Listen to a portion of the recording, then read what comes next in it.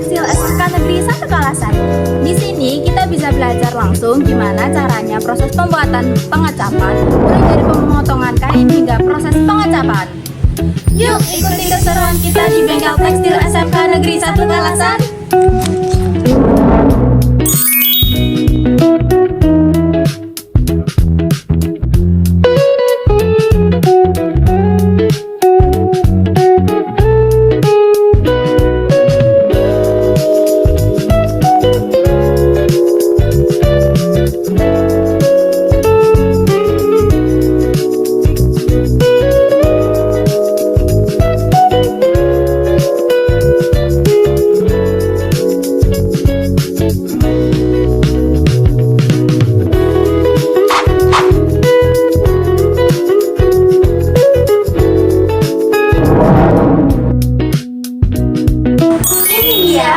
Tekstil SMK Negeri 1 Kalasan.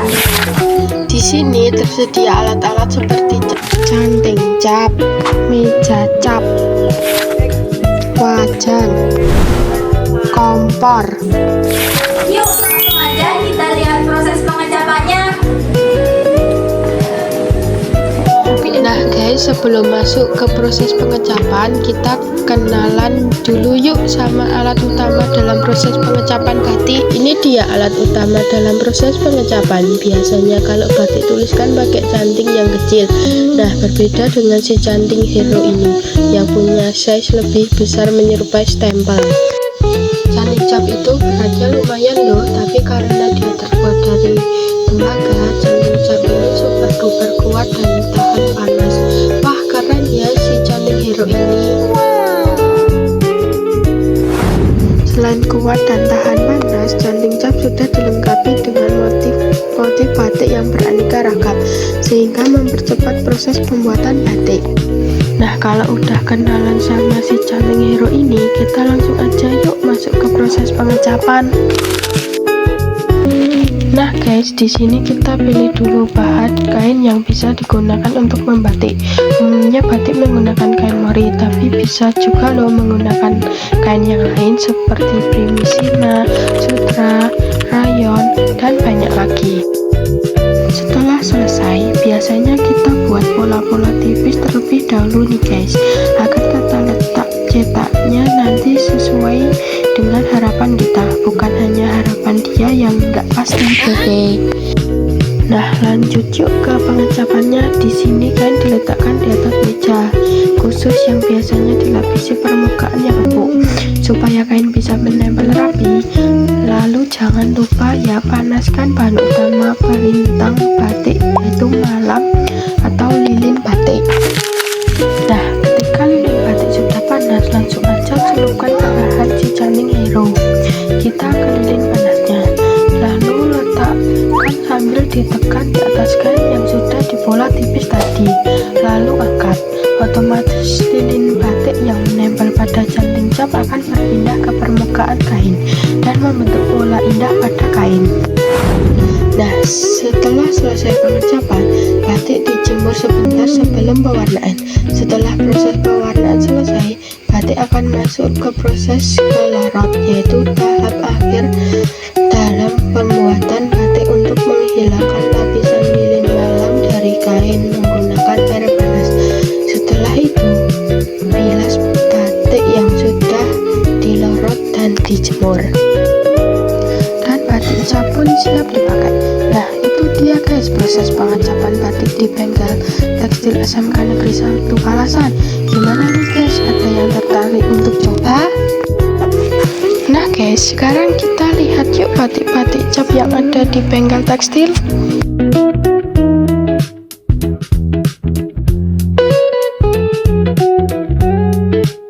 Rata-rata harga batik cap itu bervariasi, mulai dari puluhan hingga ratusan ribu atau bahkan jutaan loh.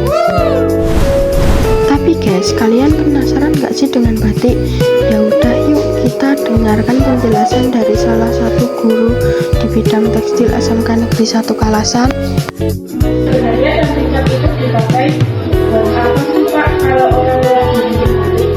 Ya, pemeriksaan dari cap itu secara fungsi ya, fungsi itu untuk mempermudah produk sebanyak-banyaknya. Jadi karena cat itu kan sama, jadi satu canting cat bisa untuk berbagai atau banyak produk, sehingga tidak manual lagi. Kalau manual kan satu, kalau canting cat untuk memproduksi banyak produk sebanyak-banyaknya fungsinya seperti itu.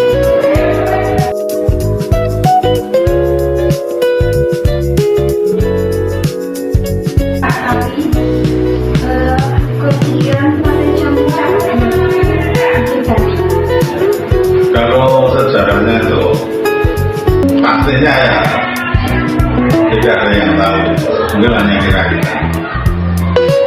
Sebenarnya sejak zaman sejarah itu sudah ada teknik pembuatan karya dengan cat, termasuk batik dengan teknik canting cat. Kalau bergeraknya itu zaman kasih itu ya setelah masuknya Islam di Indonesia biasanya seperti itu. Mohon maaf karena Islam senangnya kan batik bukan patung ya. Kalau ini juga kan bukan patung ya. Tapi juga benar sejak masuknya sejarah Islam di Indonesia kira-kira berapa ya? 12 ya, 16 sampai sekarang. Biasanya kain cat itu hanya dipakai atau dibuat di daerah mana di Indonesia? Berkembangnya canting cat itu biasanya mengikuti dengan keadaan di suatu kota atau kerajaan. Kerajaan kalau maju atau besar biasanya karya-karya produksi itu akan lebih cepat, termasuk canting batik cat.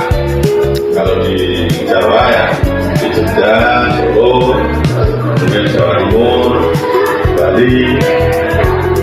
Kalau di Jawa mungkin ya bahasanya telung, karena bahasanya untuk membuat cantingnya sendiri juga jarang atau tidak ada.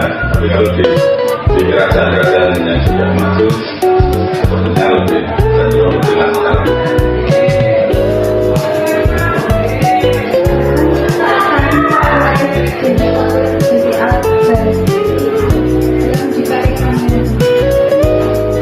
Sama seperti yang saya katakan, batik cat termasuk karya klasik.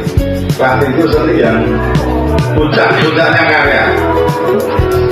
Ya kira-kira setelah kerajaan Islam itu batik cat menjadi perguruan untuk banyak membuat produk baik itu batu maupun kalau di Jawa ya sari bawaan itu termasuk di sendiri kan termasuk itu ya. Setelah kerajaan yang masuk di juga keputusan pemerintah sejalan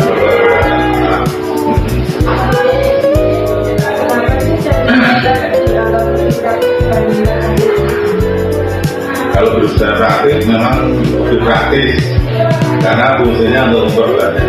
Contoh satu garis dengan canting tangan itu kan satu garis atau gambar satu gambar kan satu kali jadi. Tapi kalau satu sudah berbentuk kotak sudah menjadi motif jika melakukan ke mana dia tetapkan dengan motif yang kedua. Jadi lebih cepat.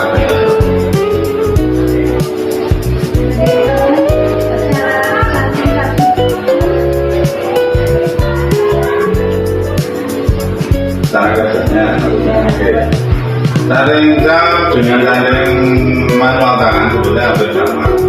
Kalau yang sudah profesional biasanya dari pinggir ke kanan atau ke kiri atau dari atas ke bawah. Kalau yang profesional itu sudah langsung masuk. Tapi kalau masih latihan atau untuk mengurangi resiko kesalahan di pinggir biasanya dari tengah ke kanan, tengah kiri, tengah ke bawah, tengah ke atas. Jadi langsung hilang ke habis ke samping.